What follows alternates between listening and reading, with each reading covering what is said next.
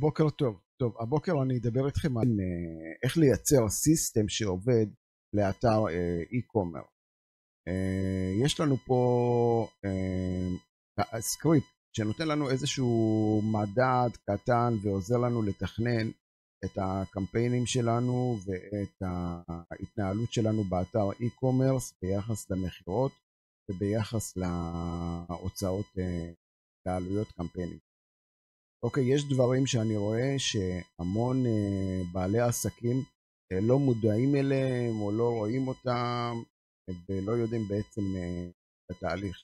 אני הייתי רוצה שתסתכלו על שלושה נתונים שהם מאוד מאוד מעניינים. אחד, זה המחירות שלכם לאתר לתקופה, מה היחס ההמרה שלכם ומה העלות של הסל ממוצע אצלכם בחנות, ובעצם לפי הפרמטרים האלה אנחנו נוכל לתת איזשהו מדד, לדעת מה אנחנו צריכים לשפר, אם זה את יחס ההמרה, אם זה סל המחירות, ובעצם ככה בעצם איך לעבוד עם האתר שלנו.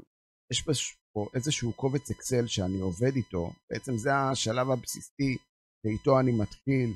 אני רוצה לבדוק בעצם מה היחס ההמרה, האנשים שנכנסים לאתר, ובעצם מה כמות האנשים שנכנסת לאתר, והאם הם בעצם ביצעו רכישה או לא ביצעו רכישה.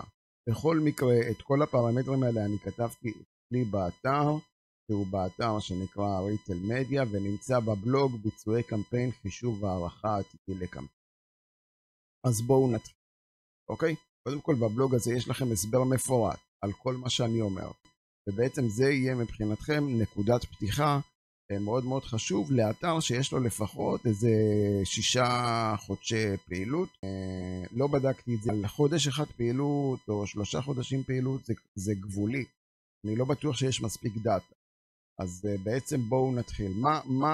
מה המערכת הזו בעצם עוזרת לכם לדעת? בוא נגיד שאתם רוצים להגיע ליעד מחירות של 100,000 שקל בחודש הבא. אז אני נכנס פה לסקריפט הזה, רושם שאני רוצה יעד מחירות הוא 100,000 שקל, יחס ההמרה שלי, איך שבדקתי אותו באתר. אוקיי, לכל אתר, לכל קמפיין, לכל מערכת, יש לכם מידע את העניין של היחס ההמרה. זה נתון מאוד מאוד מאוד חשוב. אוקיי, בוא נגיד שיחס ההמרה שלי הוא 2%. אוקיי, ערך ממוצע של סל קניות הוא 50 ש"ח. אוקיי, מה העלות פר קליק אצלי?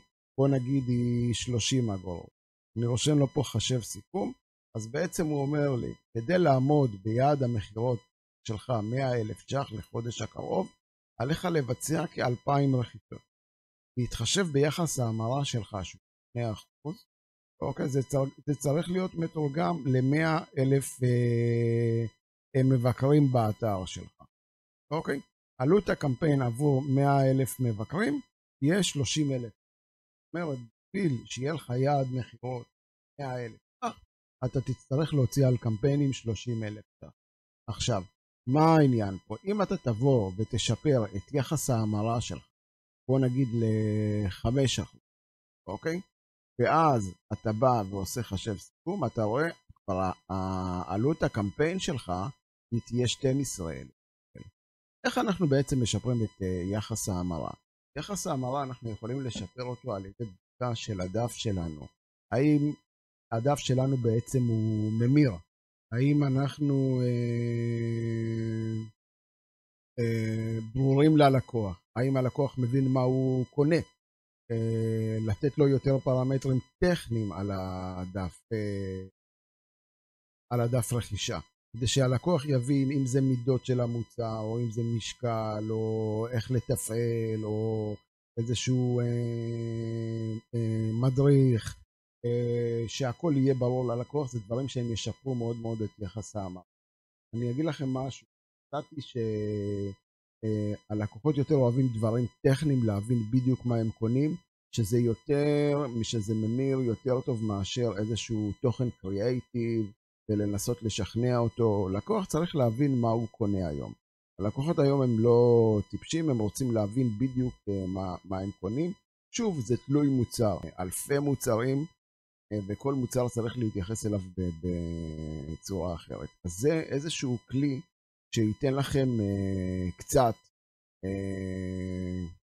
רקע, ייתן לכם קצת הסבר, תשאלו את הקמפיינר שלכם מה הנתונים האלה, תבואו לפה, תמלאו אותם, ואז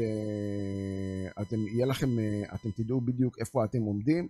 ופה, שוב, כל דבר שאתם משפרים, אם נגיד תשפרו את יחס ההמרה ל7%, אוקיי, תעשו חשב סיכום, אתם רואים כבר בשביל להביא 100,000 ש"ח מחירות, אוקיי, העלויות של הקמפיינים שלך זה 8,521 ש"ח, אוקיי, אם העלות פר קליק שלך היא 2 שקל לזה, אז כבר זה 57, זה ייתן לכם איזשהו מדד, להבין איפה אתם עומדים, האם בכלל האתר שלכם רווחי, האם כדאי לכם לרוץ בקמפיינים שהם לא רק גוגל, יכול להיות כדאי לכם לעבוד על קמפיינים של מודעות למותג, לעבוד על טאבולה, לעבוד על Outbrain, ששם הקליקים יותר זולים, לעבוד יותר בקידום אורגני.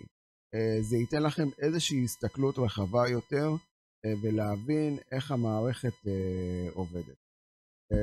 בכל מקרה, אם נהניתם ואתם חושבים שזה שימושי, יש לכם שאלות, תשאלו אותי למטה בסוף הסרטון. אני אשמח גם שתעשו לי לייק לסרטון, וזהו, זה להיום, תודה רבה.